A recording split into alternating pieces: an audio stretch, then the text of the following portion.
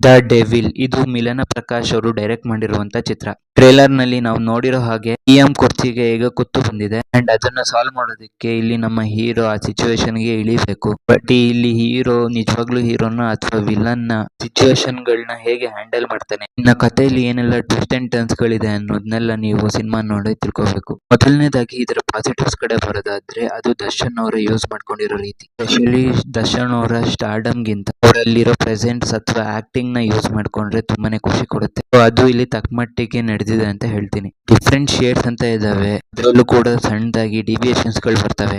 Also ನನ್ನ ಪ್ರಕಾರ especially ಅವರ ಸಾಫ್ಟ್ ಸೈಡ್ ತುಂಬಾನೇ ಇಷ್ಟ.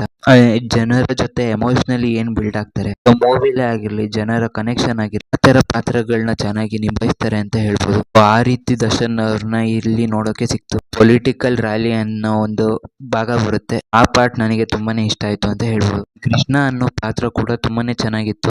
ಸ್ಟ್ರೆಸ್ ಆಗಿ ಲೆಂತಿ ಆಗಿದೆ, ಅನ್ವಾಂಟೆಡ್ ಪಾರ್ಟ್ ಗಳೆಲ್ಲ ಅಥವಾ ಕಾಮಿಡಿ ಅಲ್ಲಿ ಇತ್ತು ಅಂತ ಹೇಳ್ಬೋದು.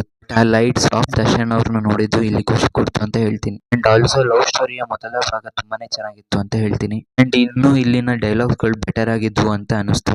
ಸ್ಪೆಷಲಿ ಅಚ್ಯುತ್ ಕುಮಾರ್ ಇಂದ ಬರುವಂತವು ಟೂ ಲೈನ್ ಡೈಲಾಗ್ಸ್ ಗಳು ಅಂತ ನಾವೇನ್ ಬರಿತೀವಿ, ಇಂಪೇರೇಟಿವ್ ಡೈಲಾಗ್ಸ್ ಗಳು, ಅವು ತುಂಬಾನೇ ಚೆನ್ನಾಗಿದ್ವು ಅಂತ ಹೇಳ್ತೀನಿ. ಇನ್ನು ಆ ಡೆವಿಲ್ ಅನ್ನೋ ಶೇಡ್ ನನಗೆ ಸ್ವಲ್ಪ ಅರ್ಥ ಆಗಿಲ್ಲ, ವರ್ಕು ಕೂಡ ಆಗ್ಲಿಲ್ಲ. ಒಂದು ಆ ಪಾತ್ರ ಕನೆಕ್ಟ್ ಆಗೋದಿಲ್ಲ. ಮೋಸ್ಟ್ ಇಂಪಾರ್ಟೆಂಟ್ಲಿ ಈ ಪಾತ್ರಗಳಿಗೆ ಅಥವಾ ಈ ಸೀನಿಗೆ ಅದು ಒಂದು ಪ್ರಾಬ್ಲಮೆಟಿಕ್ ಆಗ್ಬಿಡ್ತು ಅಂತ ಹೇಳ್ತೀನಿ. ಪರ್ಫಾರ್ಮೆನ್ಸ್ ವಿಷಯಕ್ಕೆ ಬರೋದಾದ್ರೆ ಇಲ್ಲಿ ದರ್ಶನ್ ಅವರಿಗೆ ತುಂಬಾನೇ ಸ್ಪೇಸ್ ಇತ್ತು ಪರ್ಫಾರ್ಮ್ ಮಾಡೋದಕ್ಕೆ, ಅದು ಅವರು ಇಲ್ಲಿ ಮಾಡಿದ್ದಾರೆ ಅಂತ ಹೇಳ್ಬೋದು. ರಚನಾ ರಾಯ್ ಅವ್ರಿಗೂ ಕೂಡ ಯೂಶ್ವಲಿ ಇರುವಂತ ಸ್ಪೇಸ್ ಅಲ್ಲೇ ತುಂಬಾ ಚೆನ್ನಾಗಿ ನಿಭಾಯಿಸಿದ್ದಾರೆ ಅಂತ ಹೇಳ್ಬೋದು. ಇಲ್ಲಿನ ಮ್ಯೂಸಿಕ್ ಬಗ್ಗೆ ಮಾತಾಡೋದಾದ್ರೆ ಅಷ್ಟೊಂದೇನು ಬ್ಯಾಂಗರ್ ಆಗಿರ್ಲಿಲ್ಲ, ನೆನ್ಪುಳಿಯುವಂತ ಮ್ಯೂಸಿಕ್ ಗಳೇನಿರ್ಲಿಲ್ಲ. ಇನ್ನ ಇಲ್ಲಿ ನೆಗೆಟಿವ್ಸ್ ಕಡೆ ಬರೋದಾದ್ರೆ ಇಲ್ಲಿನ ಕಥೆಯನ್ನ ತಗೊಂಡೋಗಿರೋ ರೀತಿ ಅಂತ ಹೇಳ್ತೀನಿ. ಅಂದ್ರೆ ನಮಗೆ ಇಲ್ಲಿ ತುಂಬಾ ಎಕ್ಸೈಟ್ಸ್ ಮಾಡುವಂತ ರೀತಿ ಏನಿರ್ಲಿಲ್ಲ, ಅಂತ ಸ್ಟೋರಿ ಲೈನ್ ಏನ್ ಇಲ್ಲಿ ಕಾಣ್ಲಿಲ್ಲ.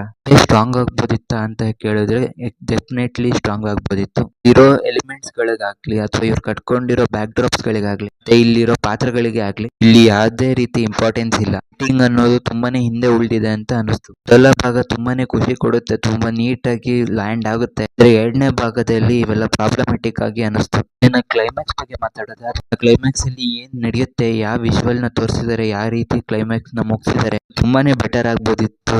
ಇಲ್ಲಿನ ಕ್ಲೈಮ್ಯಾಕ್ಸ್ ಒಂಚೂರು ಚೆನ್ನಾಗಿರ್ಲಿಲ್ಲ ಅಂತ ಹೇಳ್ಬೋದು. ಸ್ವಲ್ಪ ಸಿನಿಮಾ ಎಂಡಿಂಗಿಗೆ ತುಂಬಾನೇ ಪ್ರಾಬ್ಲಮೆಟಿಕ್ ಆಗಿ ಉಳಿತು ಅಂತ ಹೇಳ್ಬೋದು. ನೀವು ಈ ಸಿನಿಮಾನ ನೋಡಿದ್ರೆ ಅರ್ಥ ಆಗುತ್ತೆ. ಸಿನಿಮಾದಲ್ಲಿ ಅಂತ ಇಂಟ್ರೆಸ್ಟಿಂಗ್ ಪಾಯಿಂಟ್ ಅಂತ ಏನಿರ್ಲಿಲ್ಲ, ಇಂಟೆಲಿಜೆಂಟ್ ರೈಟಿಂಗ್ ಅಂತೂ ಕಾಣೋದೇ ಇಲ್ಲ. ಸಿನಿಮಾ ಸ್ವಲ್ಪ ರೂಟೀನ್ ಸಿನಿಮಾ ಅಂತ ಹೇಳ್ಬೋದು. 2015 ಅಥವಾ 12 ಭಾಗದಲ್ಲಿ ಸಿನಿಮಾಗಳಿಗೆ ಒಂದು ಹೊಸ ಟಚ್ ಕೊಟ್ಟಂಗಿತ್ತು ಈ ಸಿನಿಮಾ. ಸಿಂಪಲ್ ಆಗಿ ಹೇಳೋದಾದ್ರೆ ಒಂದು ಆವರೇಜ್ ವಾಚ್ ಆಗಿತ್ತು ಅಂತ ಹೇಳ್ತೀನಿ. ಪೊಲಿಟಿಕಲ್ ರ್ಯಾಲಿ ಅಥವಾ ಫಸ್ಟ್ ಪಾರ್ಟ್ ಅಲ್ಲಿ ಇದ್ದಂತ ಎಲ್ಲಾ ವಿಷಯಗಳು ಕನೆಕ್ಟ್ ಆಯ್ತು.